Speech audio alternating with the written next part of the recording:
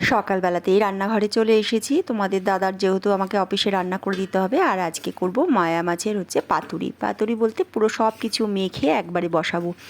এই মাছটা খেতে ভীষণ ভালোও লাগে, আর সময়টাও কম লাগে। আর মা বাড়িতে তো এসছে, তোমরা তো দেখেছোই, মা ওই ছোটো মাছ খেতে ভীষণ ভালোবাসে। তার জন্য ভাবলাম তাহলে আজকেই করি মাছটা। আর এখানে সব মেখে মুখে আমি কড়াইয়ের মধ্যে বসিয়ে দিয়েছি মাছটা, আর এদিকে ভাতও বসিয়ে দিয়েছি।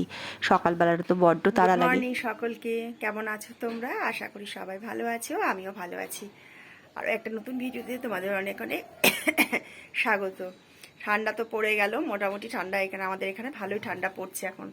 বেশ ভোরের দিকে বেশ ভালো শীত শীত লাগে, সন্ধ্যের পরও শীত শীত লাগে। আর একটু ব্যালকনি থেকে আজকে ব্লগটা স্টার্ট করলাম। ব্যালকনিতে এসেছিলাম গাছগুলোয় জল দিতে।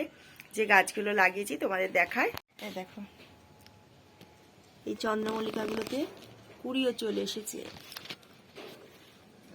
এই দেখো কুড়ি চলে এসছে।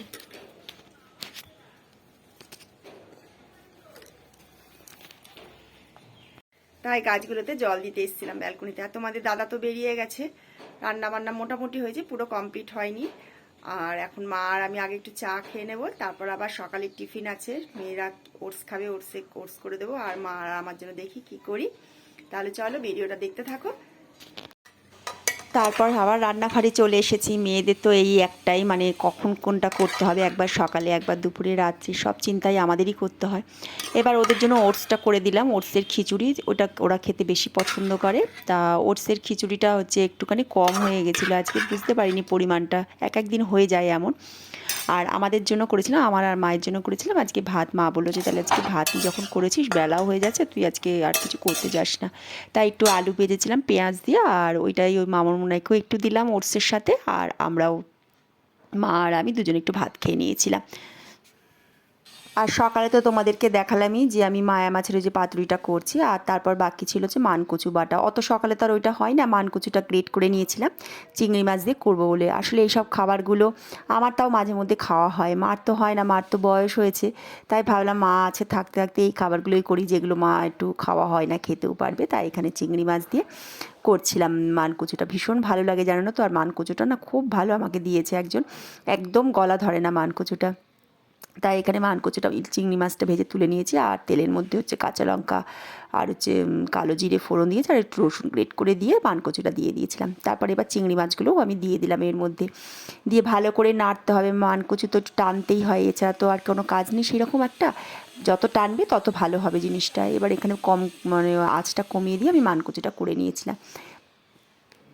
আর করেছিলাম মাছের টক। মাছের টকটাও মার ভীষণ পছন্দের, মা ভালোবাসে মাছের টক খেতে, আমরাও ভালোবাসি।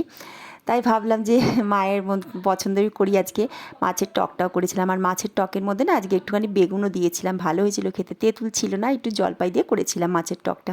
আর রান্না তো দেখলেই কী কী করলাম, মাছের পাতুরি ছিল করা, আর মানকচু বাটা, আর মাছের টকটা ভীষণ ভালো হয়েছিল। মাছের টকটা এখানে জলপাই, আর আমি টমেটোটা কেটে ধুয়ে রেখে দিয়েছি, আর তার মধ্যে দিয়ে দিয়েছিলাম ওইগুলো সিদ্ধ করতে। তারপরে একটুখানি যখন সিদ্ধ হয়ে গেছিলো তখন বেগুনটাও ভেজে তুলে নিয়েছিলাম, তারপর মাছগুলো দিয়ে দিয়েছিলাম। এইভাবেই মাছের টকটা করেছিলাম, ভীষণ ভালো হয়েছিল খেতে।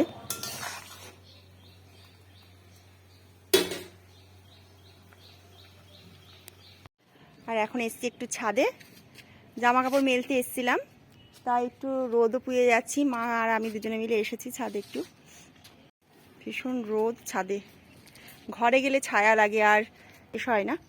এবার নিচে যাব, গিয়ে পুজোটা করব।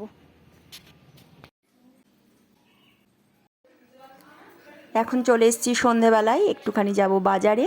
আর বাজারে কিছু টুকিটাকি জিনিস আমার লাগতো। আজ কালকে বৃহস্পতিবার, ফুল লাগবে, একটু মিষ্টি, তারপর আটাটা বাড়ন্ত, আটাটা আনতে লাগবে, তাই যাচ্ছি। কাজ আছে বাজারে, এই টুকটাক জিনিস, বৃহস্পতিবারের ফুল আনতে হবে, একটু মিষ্টি আনতে হবে, তারপর আটাটা শেষ হয়ে গেছে, আটাটা আনবো, এই টুকটাক কাজ।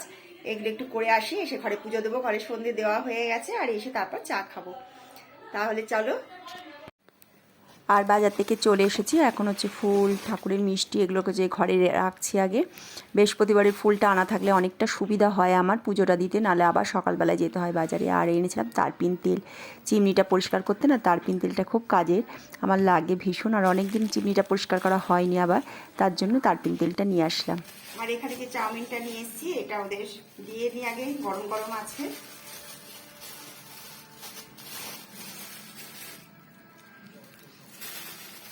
সকাল থেকে রাত পর্যন্ত যতক্ষণই তুমি কাজ করে যাবে কাজ তোমার শেষ হবে না, এমন একটা দিন আমাদের সব সময় মনে হয় যেন কাজের মধ্যেই থাকতে হয়, আর কিছু করার থাকে না। সকালবেলা যে উঠে ওই যে কাজ শুরু করি আর এই যে করতেই থাকি।